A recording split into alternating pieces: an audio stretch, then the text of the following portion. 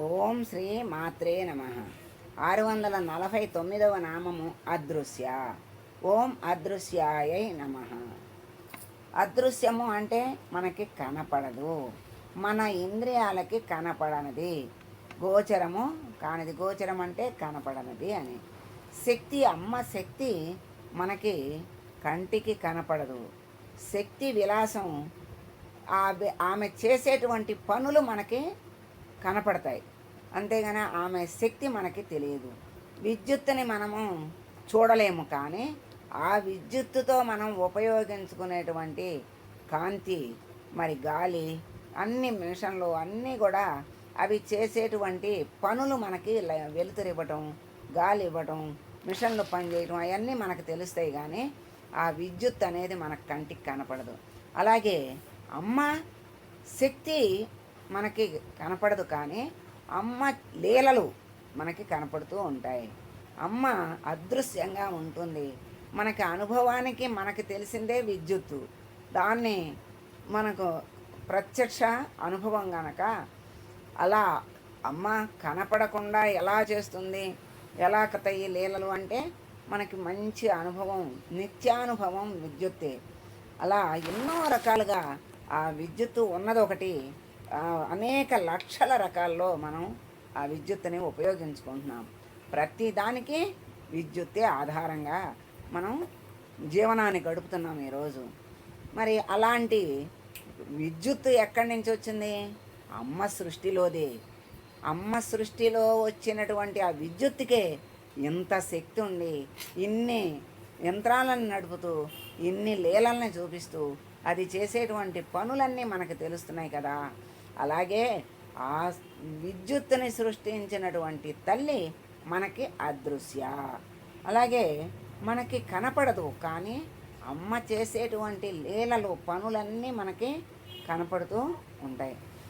అమ్మ కనపడదు, కానీ శక్తి అగోచరము, అంటే కంటికి కనపడనిది.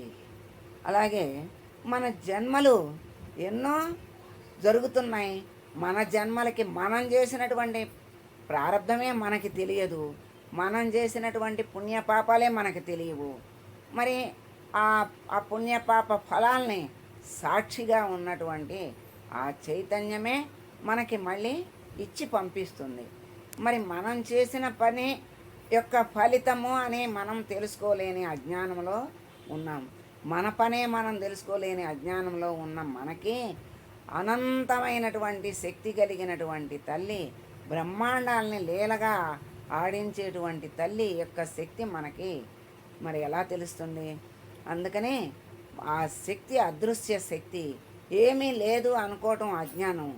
ఆ శక్తిని, వీటన్నిటినీ నడిపేటువంటి శక్తి అదృశ్యంగా ఉంది అనేటువంటి జ్ఞానము కలగటమే ఒక విజ్ఞానం. అంటే ఆ జ్ఞాన మార్గంలో అమ్మ అనుగ్రహం కలిగితేనే అటువంటి జ్ఞానం కలుగుతుంది.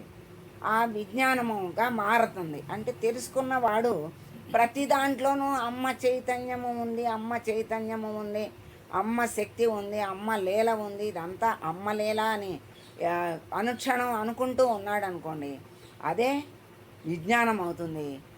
అలా అనుకోవటం వల్లే ఆ అదృశ్యమైనటువంటి ఆ శక్తి యొక్క లీలల్ని మనం చూస్తూ, ఆ ఉన్నదానిలో అంటే మనకు కనపడే దాంట్లో కనపడని అమ్మ లీలలు, అమ్మ శక్తిని మనం గ్రహించగలిగితే అదే మనకి ముక్తిని కలిగిస్తుంది.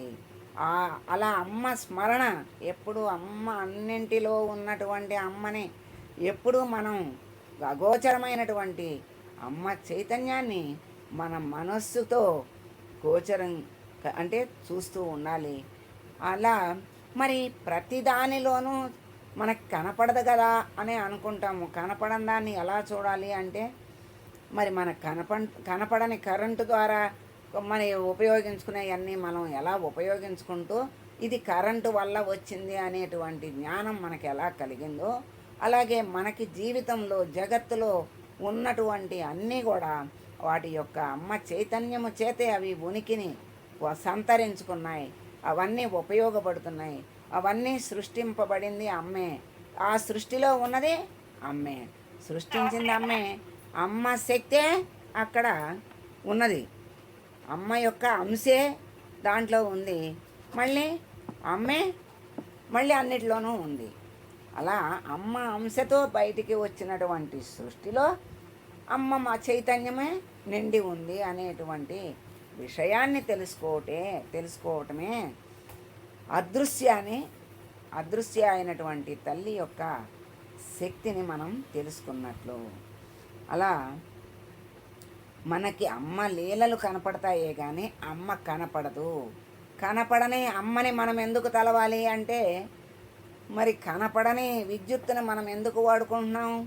అన్నిటికీ వాడుకొని అన్ని సుఖాలు అనుభవిస్తున్నాం.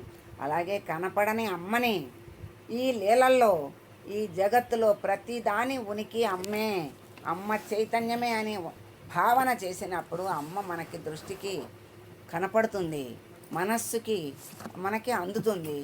ఆ మనస్సు నిండా అమ్మని నింపుకున్నట్లయితే అమ్మ యొక్క అదృశ్య శక్తి మనకి పూర్తిగా అవగతమవుతుంది. అప్పుడు అమ్మ అనుగ్రహం కలుగుతుంది. అమ్మ మనకి ఆ ముక్తిని ఇస్తుంది.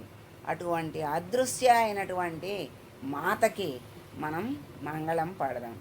సర్వమంగళ మాంగళ్యే శివే సర్వార్థ సాధకే శరణ్యే త్రయంబకే దేవి నారాయణి నమోస్తుతే. ఓ